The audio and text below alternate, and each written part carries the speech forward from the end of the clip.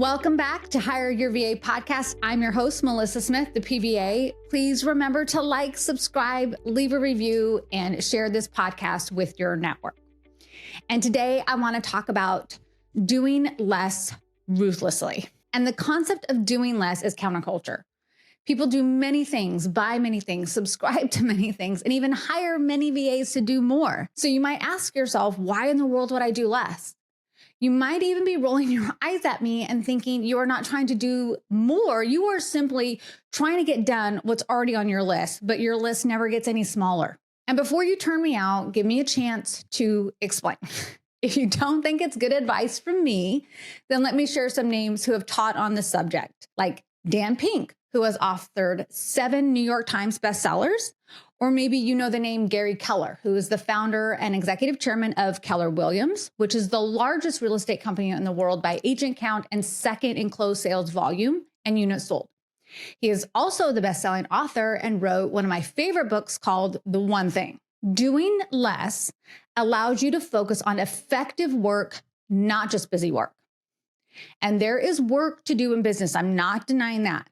But the work of business does not have to be done by you, the business owner and entrepreneur. When you focus on subtracting and eliminating low-value activities rather than trying to add more things to your schedule, you can be ruthless about the work that comes across your desk. Just the other day, a colleague of mine was asked how to edit a Word document. And she's not just any colleague, she is a VP. And I was offended for her. I was also offended that she did not turn down this request. Maybe this has happened to you in some way, shape, or form. Maybe someone asked you a question that could be Googled. Maybe it was something you've already sent a half a dozen times. Maybe it was just common sense. And this is where the ruthless part comes in. Because if you can't say no to these outside requests, you won't say no to yourself either. When I mention MIT, what comes to mind? Probably a prestigious school, and that's good, so stay with me, because I want to invite you to the mindset of MIT for business owners and entrepreneurs. It's just as exclusive because it is counterculture. And what I'm referring to is the mindset of doing the most important tasks. It forces you to focus on what's important and ruthlessly takes it a step further by saying no to what's not important. And there is a distinction that must be made. Urgent and important are not the same thing. If you are constantly putting out fires, you need an assistant and you know it. However, just because something is not urgent doesn't mean it's not important. So, for instance, if you want to write a book by next year, that is important work. You need to work on that today and likely every day. But it might not feel urgent because you have 6 months, 9 months, or even a year to complete it. But it is way more important than answering that urgent email every day. And if you're thinking, okay, well, I'm open, but I don't even know how to do that with a virtual assistant, I'm about to share that with you. So listen up. So 1, limit your to-do list. Cap your daily to-do list at a maximum of 3 items to ensure focus on what truly matters.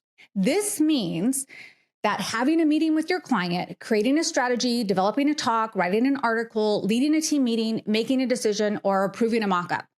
Only 3 of those things. It does not include scheduling a meeting. It does not include researching flights, checking your email, following up on an invoice, preparing an agenda. That's not it. So think about your most important task and commit to it, completing it first and without exception. And if you're already working with the VA, let your VA know you are not to receive anything until your time is complete. This is sacred time. This is your Sabbath time each morning. Because when was the last time you ended the day with more energy than you started with? It is absolute foolishness to think you will somehow gain time back in your day. Either you are a serious business person committed to your company and providing for your family, or you are not. And that is really what it comes down to. You must ruthlessly commit to eliminate and avoid time wasters. Anytime something comes across your desk that you no longer want to do, forward it to your VA. Ask your VA to find a way to solve the problem for now and in the future that does not involve you. Now, I will share this only works if you give your VA permission, both literally and metaphorically, but you need to do it. You need to do it if you're going to do less ruthlessly. I would go a step further and tell the VA to get creative, to come back to you with a list of solutions, providing you with enough information to make the most informed decision. This isn't just like, here, go find a way to get it done. This is a business meeting that you're going to have to do less. And they need to understand that. So you need to create specific instructions around it. Then default to no. And when new requests arise, make no your default answer to force yourself to carefully consider the value and necessity of the request. Now, when it comes to getting your calendar, or getting on your calendar, I should say, don't make a single meeting. Tell the person they have to contact your assistant and let her know what the meeting is about. If it does not align with your priorities right now, then she'll let you know. It has to be this way if you want to do more of the right things. And then take it a step further. Review all your current meetings, all your networking events, your associations, and ask yourself, is this something you look forward to? Does it give you energy? Does it align with your current work or not? And if not, cut them loose. Cut them loose. If you say, well, it's not offering me anything, but I feel like I have something to offer, then evaluate it in a way that makes sense. It cannot be one-sided. Now, I want to talk about golden hours. And your golden hours are your personal peak performance times. And you're going to dedicate this period to deep, focused work on your hardest tasks. No one does this better than a VA. And why? Because when we get our marching orders, we do it. We can't do things that you don't allow us to do. Like, we can't put a meeting on your calendar that you said you don't want to get. We could be fired. And if you're wondering, yes, VAs get fired. It's the clients who are the worst. They allow all kinds of things on their calendar and meetings and work on their desk that shouldn't be there. And let me just tell you, meetings and virtual coffees are the worst offenders. Do you really have time for coffee and to chit chat if you don't have enough time in your day to get everything done? If you do, then I'm all for it. Absolutely, 100%. After your golden hours, yes, do the follow-up. Tell your assistant to do it. Have the person follow up with other people. You have to train people to respect your time. People don't suck your time and energy because they want to be that person. They do it because you let them. So why would they do anything to change, right? We have in our business what we allow. We're not victims. We are business owners.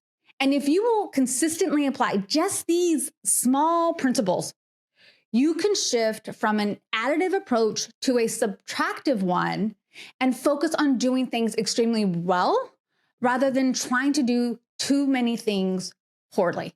Now, you might say, this all sounds good. I don't know how to do this. You told me it still doesn't make sense to me. I'm going to need some help. Well, I got you. This is what I do. I am good at ruthlessly taking things off my client's plate. And I am completely unapologetic about it. And why? Because I respect you. I respect your work.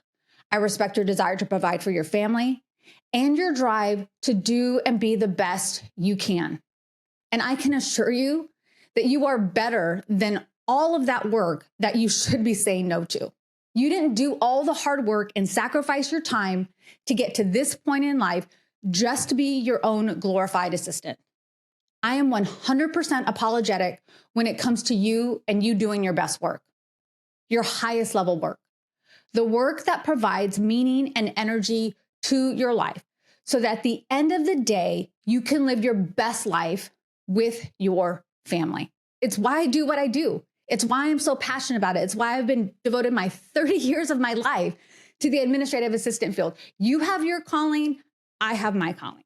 And if you're struggling with doing less ruthlessly and want to do some work on your own before contacting me, I get it.